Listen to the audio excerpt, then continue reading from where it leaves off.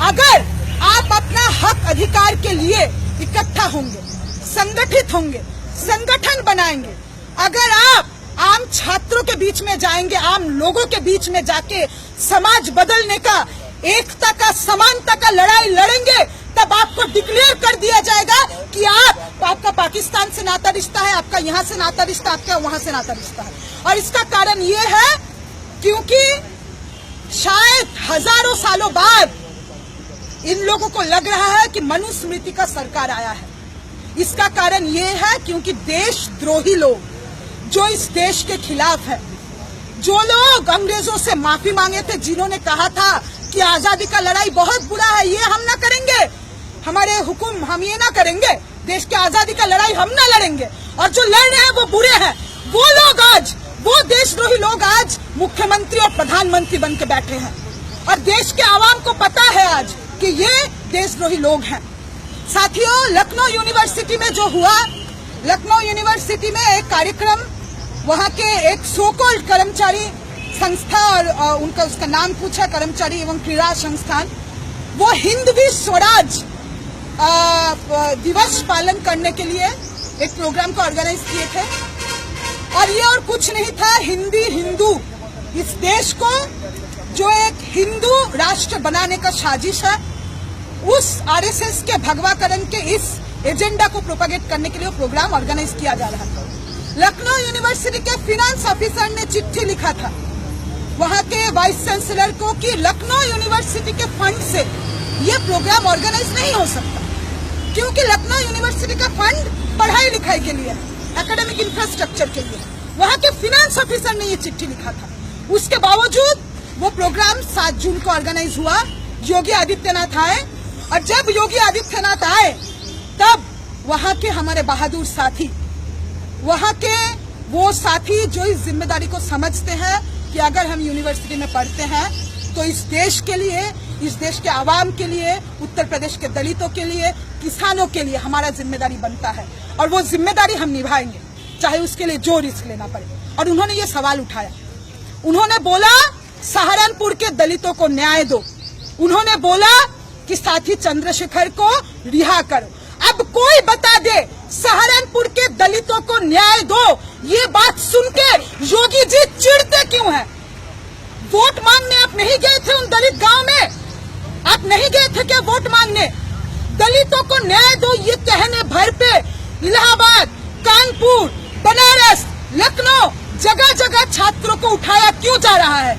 योगी जी, अगर आपका भी 56 इंच का दावा है तो 56 इंच का छाती ठोक के कह दो कि दलित विरोधी हो तुम। 56 इंच का छाती ठोक के कह दो कि संविधान को नहीं मानते हो। इतना डर किस बात का है? काम जो करते हो मुंह पे लाओ, और तब हम देखते हैं कि कहां से टिकता है तुम्हारा सरकार। अब कोई भी चैनल खोल के देख लीजिए, साथी चंद्रशेखर को गिरफ्तार किया गया। जगह जगह मीडिया में ये चलाया जा रहा है कि सहारनपुर के अपराधी, सहारनपुर में शब्बीरपुर गांव में जो घर जलाए गए वो घटना नहीं है। भीम आर्मी हो जाने भर पे दलित अपने आप को ऑर्गेनाइज किए, जाति उन्मूलन के एजेंडा पे, ये मनुवादी, ये व्यवस्था के खिलाफ अपने आप को संगठित किए। दलित संगठित कैसे हो जाएगा? उसका काम तो सिर्फ है, योगी जी जब जाएंगे, मोदी जी जब जाएंगे, अपने आप को हिंदू मान के वोट कर दे। वो संगठित कैसे हो सकता है? वो अपना बात खुद कैसे कह सकता है? और ये अगर दलित कह दिया तो उसको कहा जा रहा है कि वो अपराधी है। साथियों, आज हम लोग अपने लखनऊ के साथियों का झंडा बुलंद करने, आज हम लोग साथी चंद्रशेखर के आजादी का, साथी चंद्रशेखर को रिहा करने का मांग करके यहाँ पे आए हैं, और योगी जी को ये संदेशा देने आए हैं कि आपने सोचा था पत्ता नहीं हिलेगा, इधर तूफान आएगा, और इस तूफान में तुम्हारा सत्ता नहीं टिकेगा। मध्य प्रदेश में किसानों पे गोली चलाया गया, और उसके बाद हम जो लोग सोशल मीडिया में हैं, एबीवीपी के लोग, हम यहाँ से पूछना चाहते हैं एबीवीपी का पोजीशन कहाँ है मध्य प्रदेश में जो किसानों का हत्या हुआ। एबीवीपी के लोग कह रहे हैं कि उधर सीताराम येचुरी का ठुकाई किए और उधर मध्य प्रदेश के किसानों का ठुकाई किए। अगर किसान हड़ताल में चले जाए ना, भूखे मर जाओगे। उनका जीन्स देखा जा रहा है, उनका गॉगल्स देखा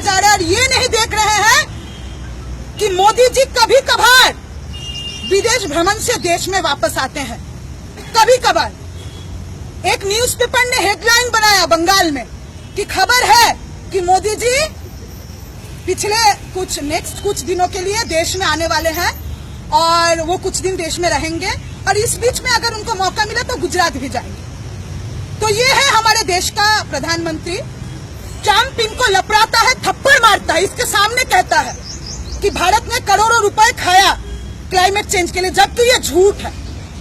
और ये थप्पड़ खा के आ जाते हैं और यहाँ पे आके उच्च जाति के लोगों से दलितों को पिटवाते हैं। इतना नालायक, इतना कायर सरकार टिक नहीं सकती है।